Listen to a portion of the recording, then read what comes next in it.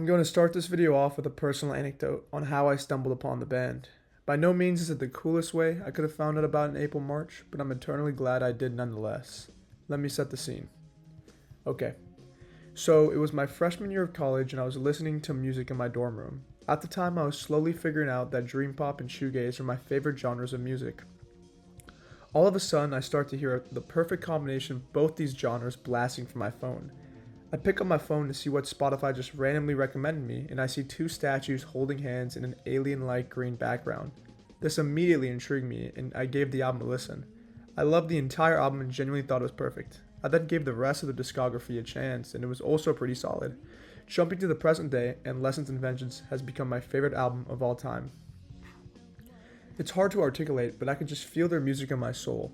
The lead singer, Danila Hocevar's voice is heavenly. On top of that, the lyrics hold genuine value and I can resonate with them, even though it's hard to decipher them at times.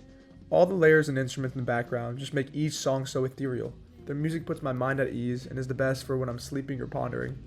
Words can't do the music justice, so I recommend listening to it to understand what I'm talking about, but if you're watching this video, you probably love the band as much as I do.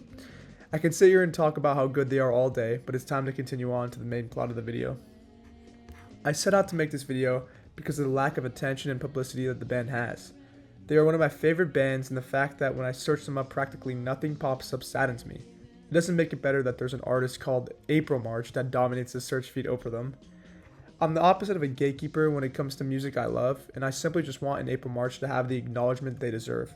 I'm just going to use this video to explore this band and what happened to them. I will admit there is not much about them online, so I heavily rely on Wikipedia and the sources on there for this video.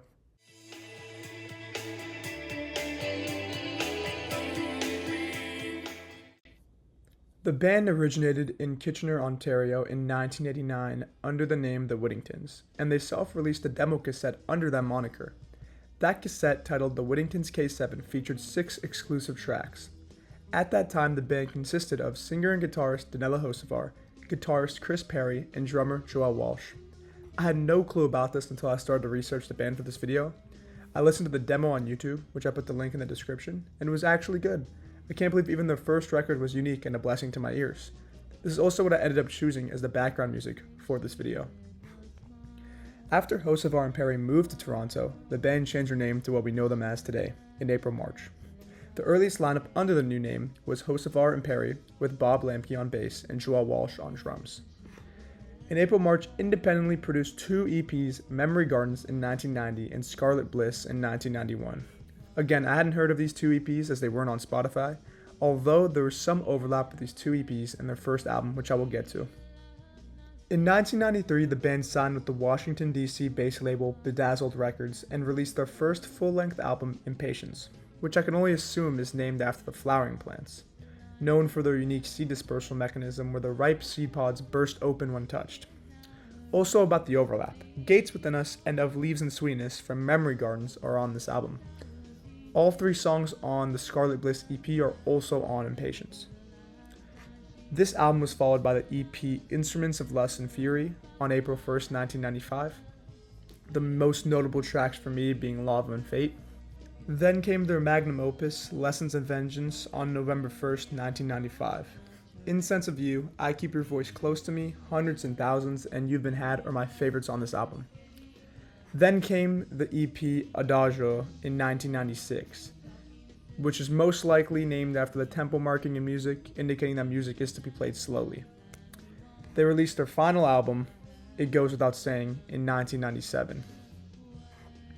A final EP, Something Once True Is Always True, was released in 1999.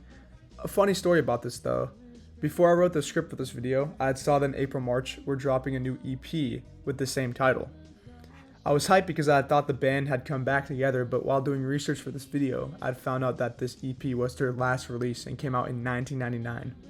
I tried to look for it online and only found one YouTube video that had the entire EP.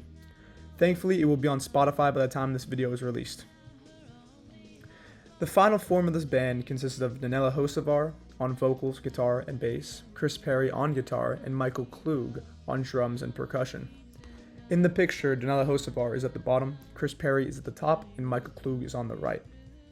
After a decade of performing and recording, the band split apart in 1999 due to the members' decisions to pursue other musical endeavors. There isn't much information about the specifics here or the individual lives of the band members. I admire the fact that the band seemed to keep their personal lives private and only release the information that matters, which is just the music. There are reports that host of R. Perry went on to form Red Hot Red after an April March's breakup. When I search it up though, nothing pops up. It seems like they might have started the band but never released anything under the moniker.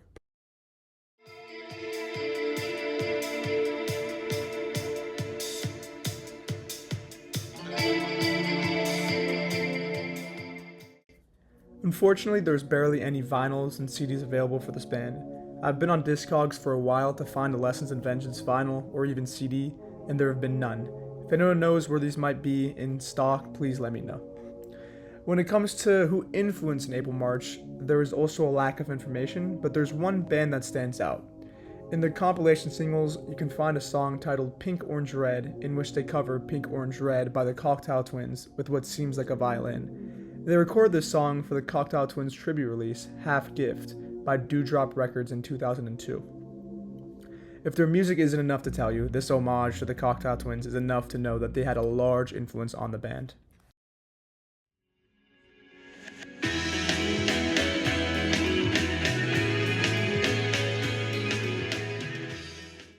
When it comes to artists I love, I always try to find similar artists and always come up short. An April March has a very unique style and blends my favorite genres of music seamlessly. They are truly one of a kind, so I will give general recommendations of artists I love also. These recs are mostly in the shoegaze and dream pop area, but some stray away in some ways. I'm going to start at the top left and go to the bottom right of this photo collage, starting with Strawberry Switchblade. My favorite song by them is Who Knows What Love Is, but to get into their music, I recommend starting with Since Yesterday. The Radio Dept. I would start with Sleeping In and just listen to the rest of their discography. They are very versatile, so you're bound to find a song you like.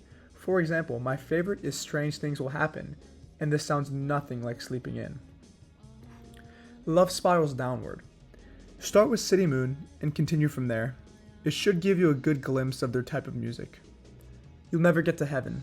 Start with Setting Sun and continue on. The instrumentals to basically all of their songs are heavenly. 54 Ultra. You can't go wrong with Heaven Knows, Where Are You, or Talk to Me. Julee Cruise. Just listen to this album. She deserves far more credit for creating what is arguably the finest music ever composed for a television series, which is the Twin Peaks soundtrack. Dreamgirl. Start with Teenage Blue, one of my favorite songs ever, and proceed on to songs like All You Wanna Do Is Dance and Just Friends, which are also great too.